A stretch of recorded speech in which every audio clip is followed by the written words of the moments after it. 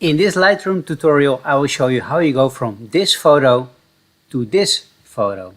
Completely different, as you can see, and I will show you what I did and how you can do something similar like this yourself.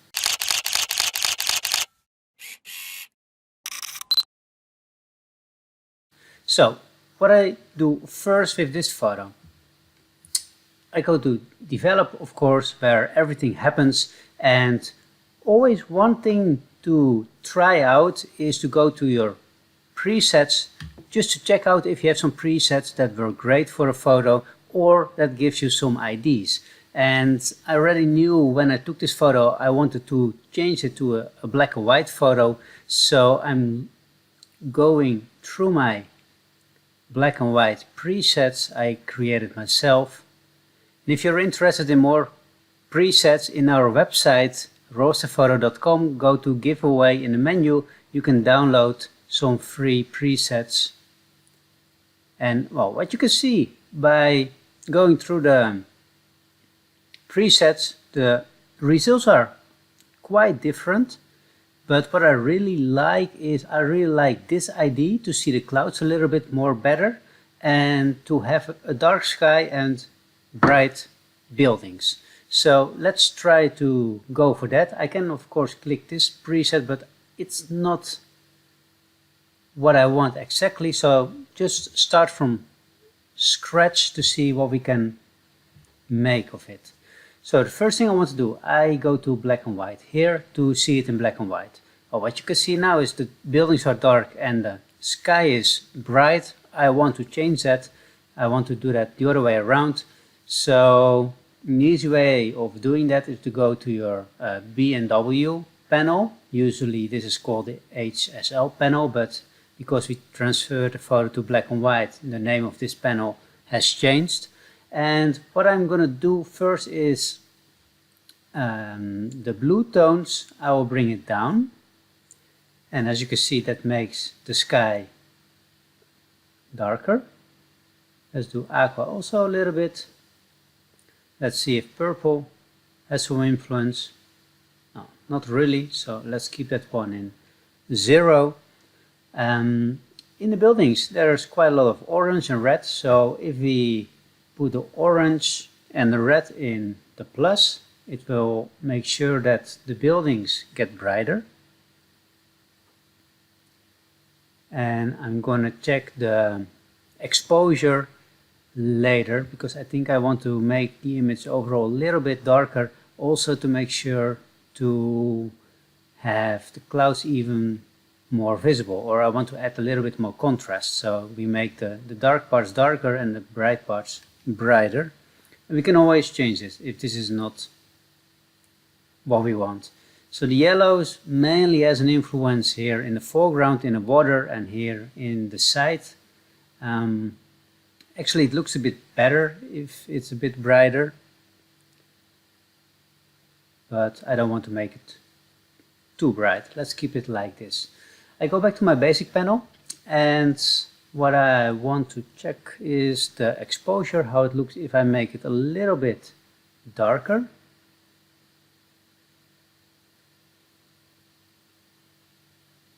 A bit more maybe, and that's too much. Like this.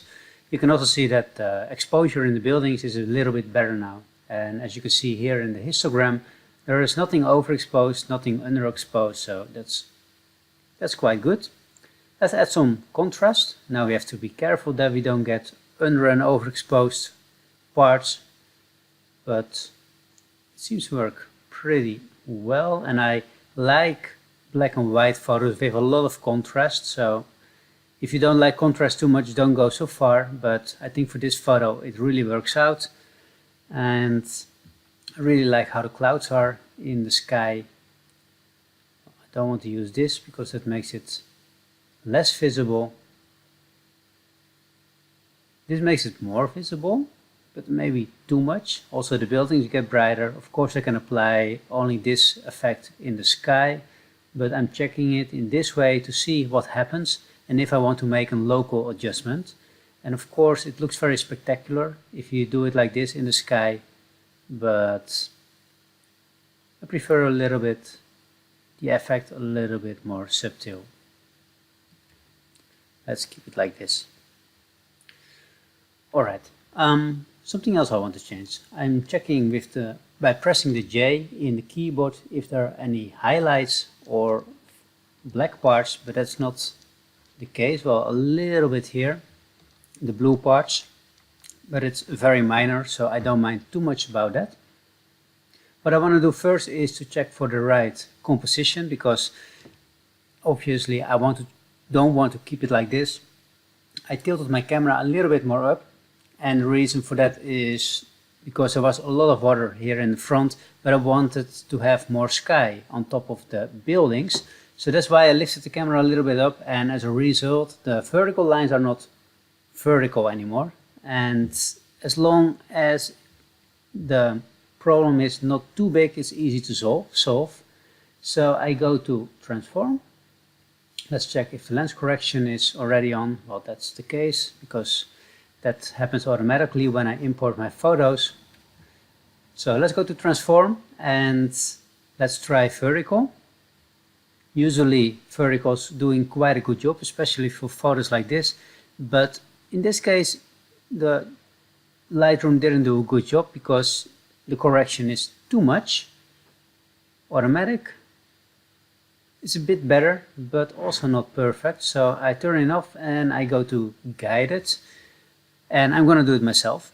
So what I'm going to do is I want to put a straight line here, also on the right side. That makes sure that all the lines get really vertical, and I will also make some horizontal lines also to make sure everything is completely straight, because I was facing those buildings exactly on the other side of the water, so everything should be straight in this photo.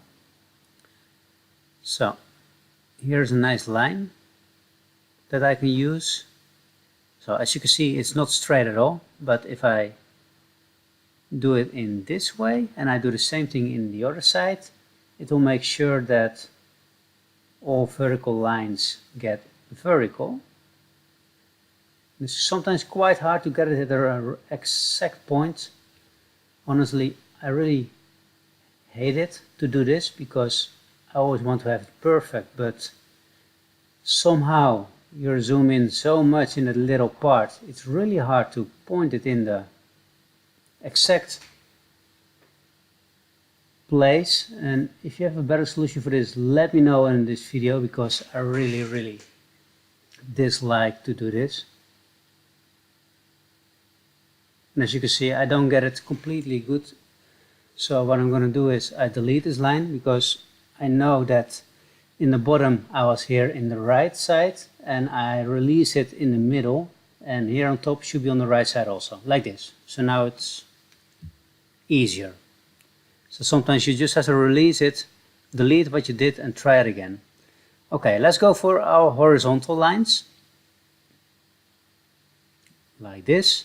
And let's keep here, let's use the top of the building.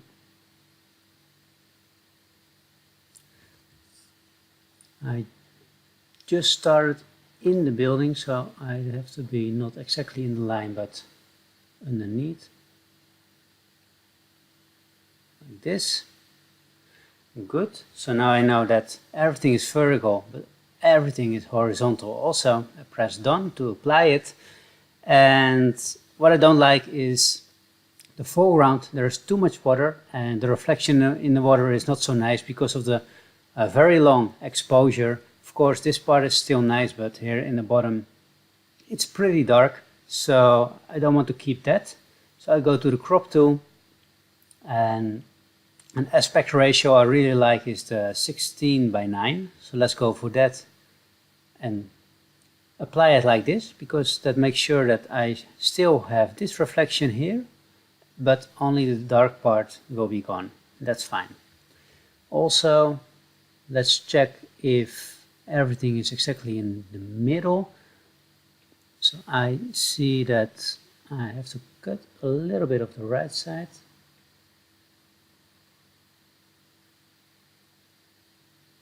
Also a very small part, hard to do, as you can see.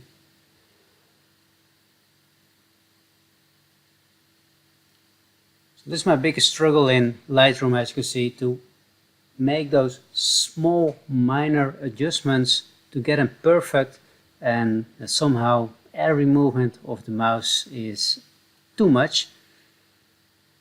Maybe it's in the settings of the mouse, so I can improve it, but well, at least it is good like this, because on the left and the right side I have about the same now. And I think the composition like this already looks much better. So I'm happy with the composition right now. What else can we do? The most important thing in this photo are of course the buildings.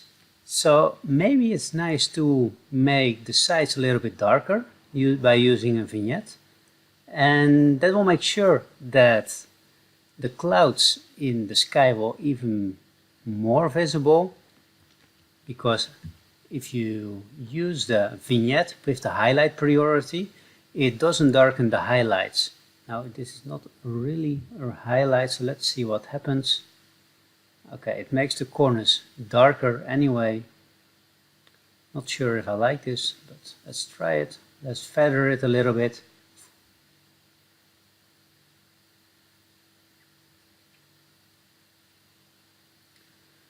So before, after, I don't like it too much, so I'm not going to use the vignette. Let's do it without. It was just an idea, and in general it works pretty well. But as you can see in this one, it doesn't. Sharpening, let's check. It is already very sharp. I took the photo from a tripod, 44 seconds, so no doubt about that it wasn't unsharp, but we can sharpen the photo even more. And the amount of sharpening, it really depends on where you're going to use the photo for. If you want to use it for a large print, you need a lot of sharpening. If you want to use it in online, in Facebook or in photo community, you don't need that much.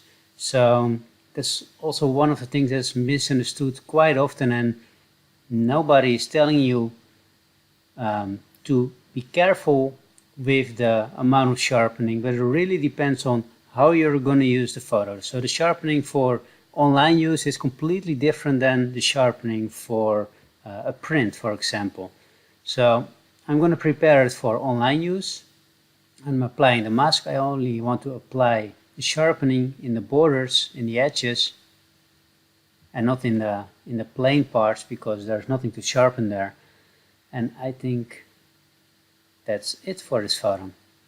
So this is the end result. Hopefully you learned something new. Let me know below this video what you think about this photo, if you've seen something new, what you've learned about the video, and also let me know what you would like to see in the future, because based on the comments I'm willing to make more tutorials, and I'm really willing to help you to improve your photography and post-processing skills. Thank you for watching. Don't forget to subscribe to our YouTube channel, and enjoy.